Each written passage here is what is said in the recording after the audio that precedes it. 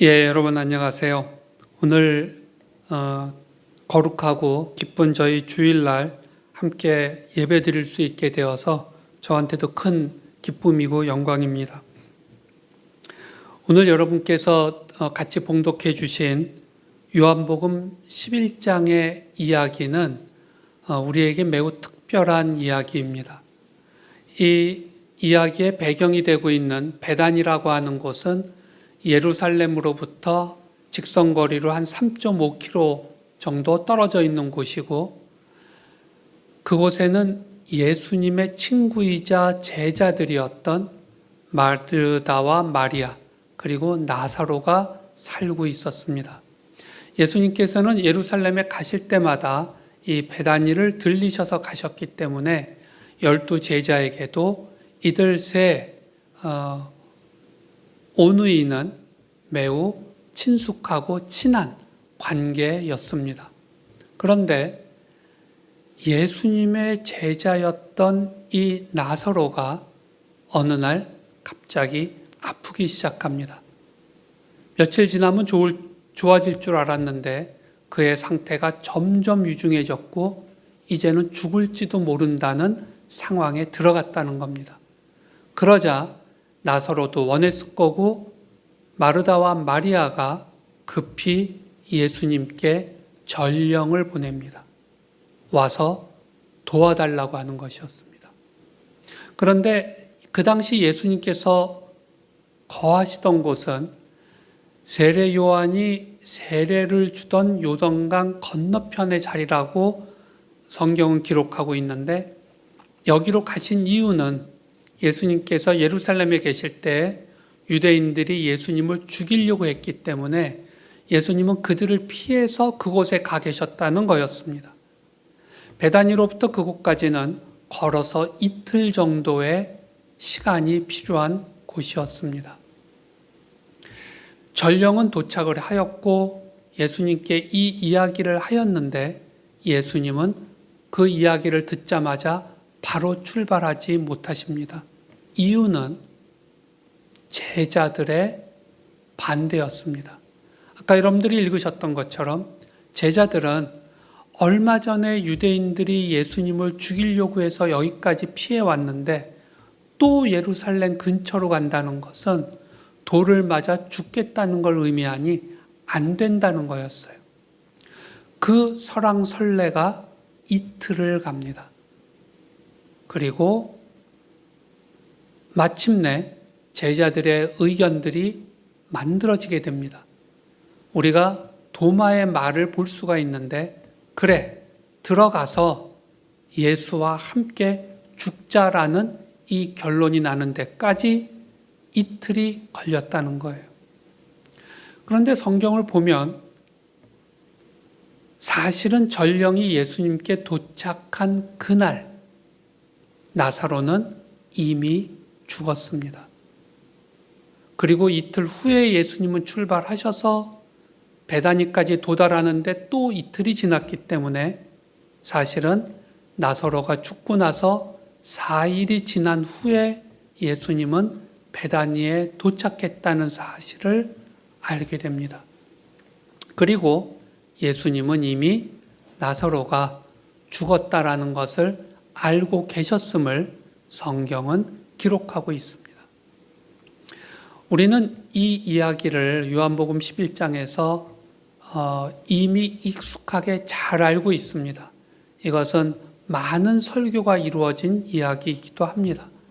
보통 이 부분에 대한 이야기를 할 때에는 죽은 자를 살리신 예수님의 권능에 대하여 그리고 예수님에 대한 이야기로 할 때 많이 이야기가 되고, 아마 또 다른 이야기는 마리아가 옥합을 깨어서 향유를 예수님의 발에 붓고 자기의 머리카락으로 그것을 닦은 이 이야기를 통해 이제 있게 될 예수님의 장사 지냄을 예비하는 것으로서의 사건으로 보통 이 구절들은 많이 사용됩니다.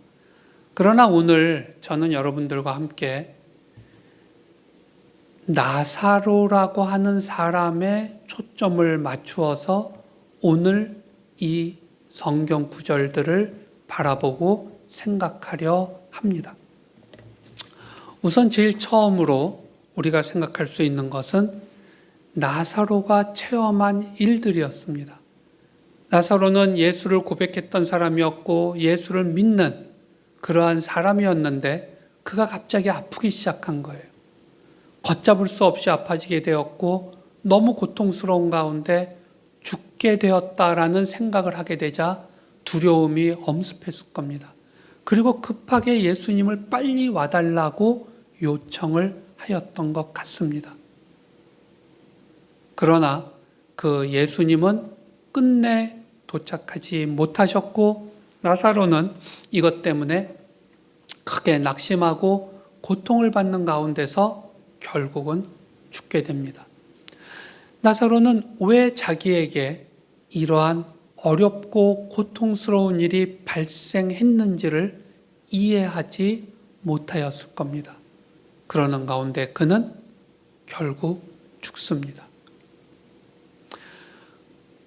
오늘 이 자리에 우리가 함께 예배드리고 있는 모든 분들은 사실은 남들이 아는 또한 남들이 모르는 여러분들만의 아주 특별하고 깊은 고통과 어려움들이 있으실 겁니다. 다른 사람들은 겪고 있지 않는 이 고통과 어려움을 왜 하필이면 내가 이런 식으로 당하고 살아야 되는지를 우리는 이해 못하는 그러한 가정 내에서의, 직장 내에서의, 교회 내에서의 사회적인, 경제적인 여러 가지 고통을 우리는 겪고 있는 겁니다. 그런데 아까 읽으셨던 4절을 보면 예수님은 나사로가 겪고 있는 이 고통이 어떠한 목적과 의미를 갖고 있는지를 설명하고 계십니다. 이 병은 죽을 병이 아니라 하나님의 영광을 위하며 하나님의 아들이 이로 말미암아 영광을 받게 하려 하심이라. 나사로는 자기가 왜 고난을 받는지, 왜 이렇게 힘들어하다 죽어야 되는지를 몰랐지만 사실은 이것은 하나님께서 영광을 받으시고 예수 그리스도의 부활의 예표로서 사람들이 먼저 볼 수 있도록 하는 어마어마한 의미가 있는 사건이 됩니다. 그러나 이 일을 정작 겪고 있던 나사로는 이것이 무슨 의미를 갖는지 모르는 가운데 고통 속에서 죽게 되는 것이었습니다. 사실 우리는 우리가 겪고 있는 이 어려움이 어떤 의미가 있는 건지를, 어떤 목적이 있는 것인지를 모르고 겪을 때가 대부분입니다. 그러나 하나님께서는 우리에게 벌어지는 모든 일들에 대한 그분만의 계획과 목적과 의미를 부여하신다는 거예요. 그래서 여러분들이 지금 삶 속에서 겪고 계신 모든 문제와 어려움은 사실은 참새 한 마리, 우리의 머리카락 하나까지를 세고 계신 하나님께서 그분의 계획과 목적 아래 이루어가고 계신 것이라는 것을 신앙 안에서 고백하는 것이 매우 중요합니다. 두 번째로 우리가 나사로에 대한 생각을 해보게 되면 왜 하필이면은 죽었다가 4일 만에 부활하는 이러한 기적의 주인공으로 나사로를 택했는지를 우리가 생각할 필요가 있습니다. 이 큰 고난을 당했고 무덤에 들어가서 수위에 감싸져서 4일간이나 있으면서 이미 몸은 부패하기 시작해서 퉁퉁 불기 시작했는데 그 상황에서 예수님이 나오라고 얘기하시고 부활시켜서 그야말로 하루아침에 종교적인 기적의 대스타가 되는 이러한 아주 어마어마한 일이 어느 한 사람에게 벌어지는 것이었습니다. 그런데 왜 하필이면 그 수없이 많은 예수님들을 따랐던 제자들, 그 중에는 12제자와 같이 예수님의 아주 핵심 이너서클 사람들도 있었고, 사도 바울과 같이 앞으로 하나님의 사역을 가장 폭넓은 지역에서 해야 하는 그러한 사람들도 있고 막 그랬는데, 또는 여러분들이 잘 아시는 삭개오도 있고 등장인물은 너무나 많습니다. 근데 그들 중에 왜 하필이면 나사로를 택하셨을까? 우리가 소위 말하는 Why me? 왜 하필이면 납니까? 라고 하는 질문을 우리는 하게 됩니다. 왜 나사로를 택하시고 12제자 중에 누구 한 명을 안 택했을까요? 사실은 12제자들이 이미 사람들한테 좀 더 알려져 있었고, 12제자 중에 누구 한 명이 이러한 스토리의 주인공이 되었다면 더 많은 사람들한테 이 일이 알려졌을 뿐 아니라 그가 예수를 증거하는데 좀 더 편리하지 않았을까라고 우리는 생각할 수도 있습니다. 그러나 예수님은 나사로를 택하세요. 우리가 오늘 이 내용을, 우리가 오늘 겪은 이 스토리 다음에 있게 되었던 예수님이 최후의 만찬을 하시기 직전에 어떤 일이 벌어졌는가를 마태복음 20장 20절에서 28절은 설명하고 있는데, 간단히 표현하면 이제 예수님께서 온 세계와 이스라엘을 통치할 날이 올 것이고 12제자는 12지파를 다스리는 자가 될 것이다 라는 매우 정치적으로 해석될 수 있는 흥분된 이야기를 듣자 12제자들이 누가 제일 높은 사람인가를 갖고 논쟁을 벌이기 시작했다는 겁니다.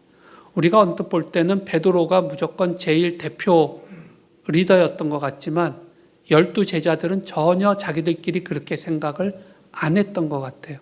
예수님 앞에서 우리는 똑같다라고 생각을 하고 있었던 것 같은데 이 문제가 터진 겁니다. 그러자 야고보와 어머니가 되었던 요한의 어머니가 예수님께 바로 와서 당신이 통치하게 되는 날 자기 아들인 야고보와 요한을 당신의 오른편과 왼편에 앉혀달라는, 즉 12제자 중에서도 제일 높은 자리를 내 아들들에게 달라는 이야기를 하게 되고, 이 이야기에 나머지 제자들이 격분하는 장면들이 나옵니다. 이거는 예수님께서 십자가에 달리기 직전까지도 제자들이 서로 얼마나 일종의 시블링 라이벌이, 자기들끼리의 경쟁의식, 인간적인 태도로 서로를 대하고 있었는지를 보여주는 아주 대표적인 예입니다. 그런데 만일 이 12제자 중에 누구 한 명이 갑자기 아파 죽었다가 4일 만에 부활하는 일이 발생을 하였었다면 과연 어떤 일이 벌어졌을까요? 그 한 명은 대단한 유명한 예수님의 제자로서의 권위를 가지고 돌아다닐 수 있었을지 모르지만, 나머지 11명은 예수님이 자기를 택하지 않았다는 것에 대한 실망과 분노, 그리고 저렇게 잘나서 돌아다니고 있는 저 사람을 보는 거가 아주 그야말로 안 입고 와서 난 더 이상 여긴 있지 않겠다 하고 떠날 만한 수준의 사람들이었다는 거예요. 예수님은 그것을 보신 것 같습니다. 그래서 예수님은 12제자 중에 한 명이 아니라 바로 나사로를 택하시는 것 같아요. 나사로가 도대체 어떤 특징을 갖고 있는 사람이었기에 예수님은 나사로를 택하셨을까? 사실 성경은 예수님이 나사로를 매우 사랑하셨다라는 것은 설명하고 있지만 나사로의 특징을 이야기하고 있는 내용은 어떤 것도 이야기하는 게 없습니다. 그러나 우리는 성경에서 이야기하지 않기 때문에 나사로의 특징을 역으로 추정할 수 있는 것들이 있습니다.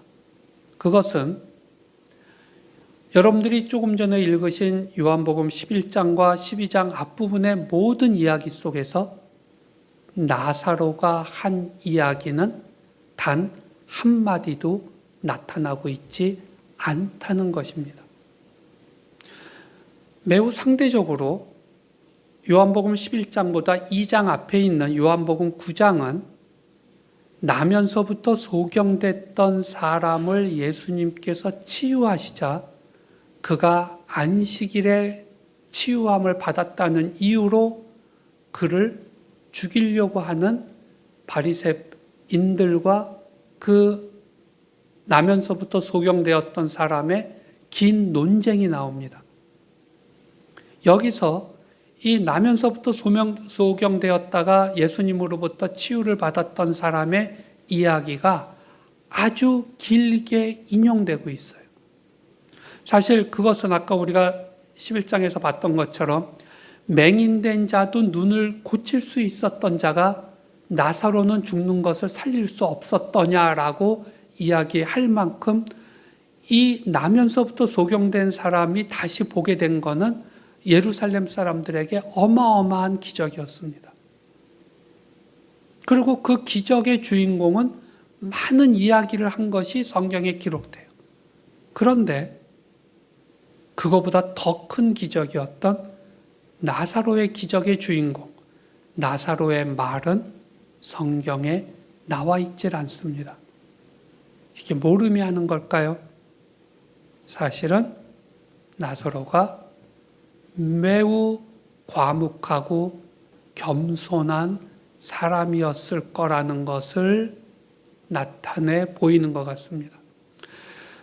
4일 만에 죽었다가 살아나서 전 베다니와 전 예루살렘과 전 유다와 사실은 전 로마에서 이제 유명인사가 됐고 일거수 일투족 모든 하는 말 자체가 사람들에게 어마어마하게 알려지게 되는 이 굉장한 위치에 가게 될 사람이 자기가 체험하고 하나님께서 자기를 통해 이루었던 일을 매우 조심스럽고 겸손하고 과묵하게 전하였다는 거예요. 그가 한 말은 예수님의 이 일을 하셨다라는 것 외에는 어떤 이야기도 거의 안 한 것 같아요. 그러니까 요한은 그것을 기록할 필요를 별로 못 느꼈다는 거죠. 예수님께서는 우리 각자에게 우리가 맡을 일을 나누어 주십니다. 베드로에겐 베드로의 일을, 요한에겐 요한의 일을, 사도 바울에겐 사도 바울이 갖고 있는 특징과 배경과 능력에 맞추어서 모든 사역들을 주시는데 나사로에게는 그의 과묵함과 그의 겸손함을 가지고 이 일은 네가 좀 맡아줘야겠다라고 선택하셨다는 거예요. 근데 이 일이 얼마나 힘든 일인지 급하게 극단적인 고통을 겪어야만 하고 불렀던 예수님은 오시지 않는 가운데 마치 어찌하여 나를 버리시나이까라고 십자가 도상에서 외치셨던 그 예수님의 슬픔과 버림받은 절망감을 나사로도 사실은 겪었거든요. 그래서 예수님은 그 무덤 속에 들어가서 누워있는 나사로를 생각하시면서 눈물을 흘리셨다고 성경은 기록합니다. 사실은 나사로에게만 눈물을 흘리셨겠어요? 예수님의 12제자 중에 가룟 유다와 사도 요한만 빠지고 나머지 10명은 모두 다 순교를 하고 죽음을 예수와 함께 겪게 되었는데 그때마다 예수님은 사실은 눈물을 흘리셨을 겁니다. 중요한 거는 각 사람에게 맞게 예수님은 선택을 하여 사역을 주신다는 거예요. 그래서 여러분들이 지금 예수를 믿고 예수 안에서 맡으신 사역들은 모든 사람이 다 다릅니다. 같은 사람은 아무도 없습니다. 그리고 그 사역을, 그 역할을 여러분에게 주실 때 예수님은 예수님이 이미 다 알고 계신, 예수님께서 인정하고 계신 여러분의 특징으로 말미암아 여러분에게 그 역할을 주신 겁니다. 그래서 그것을 우리가 깨닫게 되면 왜 하필이면 나에게라고 하는 이 말에 대해서 나를 택하신 당신의 그 깊은 뜻을 제가 충분히 몰라도 저는 순종하기 원합니다 라고 고백하는 것이 답이라는 거예요. 마지막 세 번째로 나사로는 마침내 무덤에 들어가 있게 됩니다. 그 당시 유대의 장례 풍습은 사람이 죽게 되면 거기가 워낙 더운 지역이기 때문에 시체가 빨리 부패합니다. 그래서 죽음이 선고가 되고 나면 수의로 싸서 들러매고 바위가 있는 곳에 파낸 자연굴이나 인공굴 속에 시신을 안치한 다음에 밖으로 나와서 그 무덤의 입구를 돌로 막는 것이 그 당시에 유대의 풍습이었습니다. 예수님의 장례와 똑같이 일치됩니다. 그렇게 넣은 다음에 1년을 기다렸다가 드디어 무덤을 열게 됩니다. 그러면 1년 동안 그 시신은 다 부패해서 살은 없어지고 뼈만 남아있는 상태에서 수의를 치우고 뼈를 모두 다 정리하여 항아리에 집어넣어서 자기 가족들, 조상들이 들어가 있는 항아리 옆에 같이 배치하여 놓는 것이, 이것이 유대인들의 장례 풍습이었습니다. 그리고 그래서 이미 나사로는 죽은 지 4일이 지났고 무덤 속에 들어가 있은 지 4일이 되었다는 거였어요. 그런데 예수님은 나사로가 어디 있는가 물어보셨고 무덤 앞까지 가셨고, 그러자 거기서 아주 뜻밖의 이야기를 하십니다. 무덤의 입구 돌을 굴려 내리라는 거였어요. 이 말에 마르다가 몹시 당황하는 이야기를 했다는 것이 성경에 기록되어 있습니다. 이미 죽은 지 4일이 지났고 부패하는 냄새가 진동을 합니다. 그러나 예수님은 입구의 돌을 옮기라고 하셨고, 그리고 나사로를 향해서 말씀하십니다. 나사로야, 나오너라 라고 말씀하신 거예요. 그러자 죽었던 나사로가 일어났고 수의를 입은 채 걸어 나왔다고 성경은 기록합니다.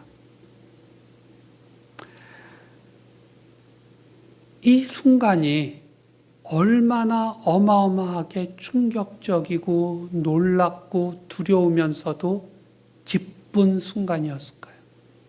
그때 마리아의 표정은 어땠고 마르다의 표정은 어땠고 거기 같이 있었던 12 제자들의 표정과 애곡하려고 왔었던 예루살렘에서 온 조문객들의 표정은 어땠을까요? 무엇보다도 얼굴을 감싸고 있던 천을 풀어내렸을 때 나사로의 표정은 어땠고 그를 바라보는 예수님의 표정은 어땠을까요? 사실은 나사로야 나오너라 라고 무덤을 향해서 말씀하시는 그분의 음성은 오늘 우리에게도 똑같이 들려지는 음성입니다. 아무개야 나오너라. 네가 이 세상에 대한 욕심과 걱정과 두려움과 좌절감으로 수위 속에 꽁꽁 갇혀 있는 너의 삶을 그대로 누워서 지내고 있지 말고 너는 이제 무덤에서 나오너라 라고 하는 것이 예수님이 오늘 우리에게 하시고 계신 말씀이라는 거예요. 나사로 역시 예수님을 만났고 예수님의 복음에 순종했던 사람이었습니다. 그러나 인간적으로 그는 죽음을 피할 수 없었고 무덤 안에 누울 수밖에 없었어요. 우리 역시 예수 그리스도를 고백했고 그의 제자로 그의 삶을 따라가기 원하고 있지만 우리는 우리의 약함 때문에 마치 죽은 나사로처럼 우리 역시 죽은 신앙생활을 하고 있을 수 있다는 겁니다. 예수님은 우리를 향해서 너는 그렇게 죽어 누워 있을 자가 아니다. 너의 모든 고난과 어려움은 하나님의 영광을 위해서 있는 거고 너는 이제 일어서 나오라는 거예요. 저는 여러분들께서도 이 예수님의 음성을 듣기 원합니다. 그리고 실제로 여러분들이 일어서서 나와서 예수님과 함께 걷는 그러한 자들이 될 수 있게 되기를 바랍니다.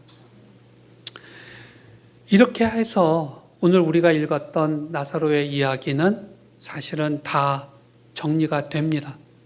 그러나 마치 우리가 영화에서 자막이 올라갈 때 왜 에필로그처럼 그 영화 이후에 무슨 일들이 있었는지를 보여주는 조그만 화면 뜨는 것처럼 그런 것을 우리가 조금 생각해 볼 수가 있는데 이후에 그러면 나사로는 어떻게 살았을까? 그런데 나사로의 이야기는 요한복음 11장과 12장 11절 오늘 목사님께서 봉독해 주신 데까지만으로 해서 모두 끝납니다. 다시는 나사로의 이야기가 성경 그 어디에도 복음서든 사도행전이든 또는 바울서신이든 어디에서도 나오질 않습니다. 이건 좀 신기한 일입니다. 왜? 아까 여러분들이 보셨던 것처럼 예수님이 베다니의 마지막 십자가에 달리기 위해서 예루살렘 입성 전날 도착을 하셨을 때 예루살렘에서 많은 사람들이 예수를 보려고 왔다는 거예요. 그리고 예수를 믿으려고 했는데 그때 예수를 믿게 되는 이유가 예수 때문이기도 했지만 사실은 죽었다가 4일 만에 부활한 나사로 때문에 예수를 믿게 됐다는 이야기가 적혀 있습니다. 그래서 예루살렘의 종교 지도자들과 바리새인들이 예수를 죽이려고 할 때 예수만 죽이는 게 아니라 나사로도 같이 죽이겠다는 계획을 짰다고 이야기를 합니다. 왜? 나사로 때문에 너무 많은 사람이 예수를 믿게 되었다는 거예요.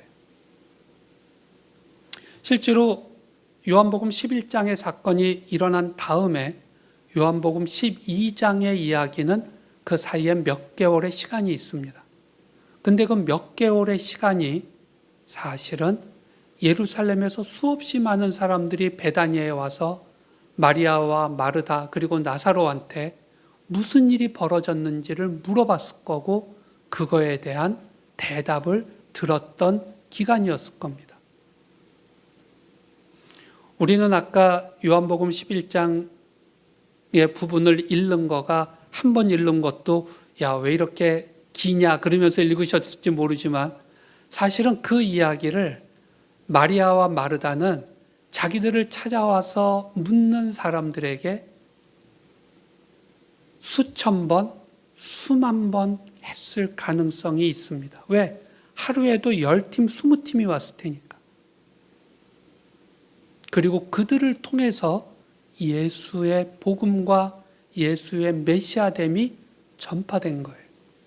그래서 실제로 종려 주일날 예수님께서 예루살렘에 입성하실 때 그렇게 많은 예루살렘의 시민들이 나와서 종려나무를 흔들면서 예수를 호산나 다윗의 자손이여라고 받아들였던 아주 중요한 근거는 나사로의 부활 사건과 연관이 있어 보입니다. 그러니까 적어도 그 마지막 몇 개월은 복음 전파의 중심 센터가 베단이었다는 것을 우리가 예상할 수 있습니다. 실제로 오누이들이 했었던 역할은 너무나 중요한 것이었어요. 그리고 예수님은 결국은 그 주에 십자가에 달리셨고 돌아가십니다. 예수님이 3일 만에 나사로처럼 부활하셨을 때 사람들은 나사로도 부활하게 하셨던 분이 자기 스스로 부활 못하실 리가 없구나라고 생각을 하였을 겁니다. 그러나 어찌되었던 예수의 부활 후 나사로의 활동 기록은 성경에 전혀 나와 있지 않습니다. 아마 그는 매우 겸손히 그의 사역을 해나갔던 것 같습니다. 그런데 성경에는 기록되어 있지 않지만 기독교 전승에는, 즉 기독교 초대교회 때부터 사람의 입에서 입으로 내려오는 이제 전설과 같은 이러한 전승에서는 나사로가 예수님의 부활 후에 구브로, 지금의 키프러스 섬으로 이동을 해서 거기서 30년간 예수 그리스도의 복음을 전파하다가 죽었다라고 하는 것이 그에 대한 전승 내용입니다. 그리고 그는 키프러스 초대 주교로서의 역할을 했다. 이것이 우리가 듣게 되는 나사로의 전승입니다. 근데 흥미있게도 이 나사로에 대해서는 한 가지 전승이 더 내려옵니다.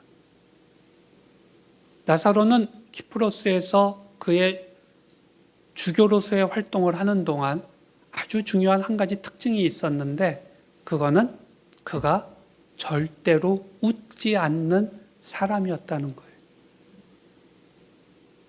왜 웃지 않냐라고 했을 때 그는 죽어서 4일간 음부에 가 있었고 음부에 있는 동안 예수 그리스도를 믿지 않고 죽어서 악인으로 고통받고 있는 사람들을 보고 다시 나왔기 때문에 그들에 대한 안타까움과 이 세상에 있는 사람들이 예수 그리스도를 알고 믿어야 되는데라는 이 걱정이 너무 깊은 가운데 사역을 했기 때문에 웃지 않았다는 거예요.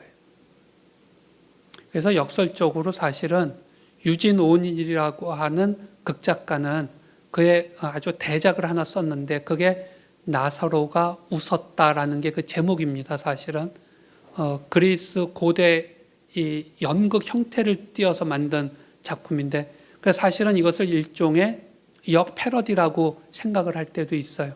어느 쪽이 됐던 우리는 나사로의 이러한 전승을 통해서 나사로의 성격은 매우 조용하고 겸손하고 과묵하고 신중한 사람이었겠구나. 그래서 그는 자기에게 벌어졌던 그 엄청난 기적을 가지고 사람들 앞에서 스타처럼 쇼맨십을 갖고 활동한 게 아니라 더 겸손하게, 더 낮게 그의 한평생의 사역을 조용히 하고 자신의 사명을 다한 후에 예수 그리스도께로 돌아갔겠구나 하는 것을 우리는 알게 됩니다. 실제로 예수에 의해서 부활을 경험했던 나사로는 사람들의 암살 대상이 됩니다. 쟤만 죽이면 예수가 전파되는 걸 막을 수 있다고 본 거예요. 저는 예수와 함께 소위 말해서 데스 리스트에 올라갈 수 있는 그러한 사람이 된다는 것에 그 영광을 생각합니다. 우리 기독교의 역사는 예수 그리스도와 함께 죽음을 맞이하려고 애썼던 사람들의 역사였습니다. 예수를 믿어서 영광이 더 커지고 명예가 더 커지고 부가 더 커지는 사람들에 의해서는 기독교의 역사는 항상 닫혀져 갔습니다. 그러나 예수 때문에 고통을 받고 죽음을 감내하고 가난 속에 들어갔던 사람들에 의해서 기독교의 복음과 교회의 역사가 오늘날까지 만들어져 왔습니다. 지금 우리는 나사로가 필요한 시대에 살고 있습니다. 그래서 예수님은 우리를 향해서 나사로야, 나오너라라고 말씀을 하시는 걸 겁니다. 실제로 이렇게 조용히 나사로는 역사 속에서 사라진 것 같지만 사실 예수님께서는 자기 발에 향유를 붓고 머리카락으로 그 흘러내리는 향유를 씻어낸 마리아에게 가난한 자들에게 이 비싼 향유를 주지 않고 이런 식의 엉뚱한 행동을 했다고 비난하는 가룟 유다에게 하셨던 말씀이 있습니다. 복음이 전파되는 곳마다 이 세상 모든 곳에서 오늘 네가 발에 향유를 붓고 예수님의 장례식을 준비했던 이 이야기는 모든 곳에서 전파될 것이다. 근데 전 세계 모든 곳에서 전파될 마리아의 그 사건이 있게끔 하였던 원인, 그것이 항상 이야기되지 않겠습니까? 그 이야기가 바로 나사로의 4일 만에 부활의 이야기였습니다.